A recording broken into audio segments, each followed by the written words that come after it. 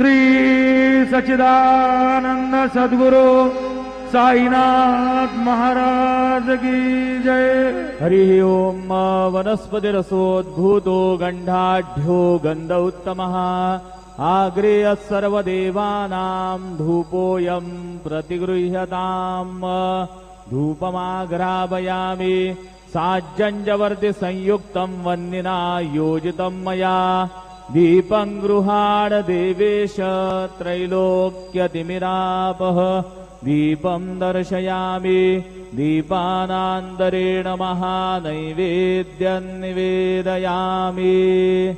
इन्द्रश्च सम्राट् वरुणश्च राजा तौ ते भक्षं जग्रतुरग्र एतम्। तयोरहमनुभक्षं भक्षयामि वाग्देवी जुखाडा सोमस्य तृप्यते।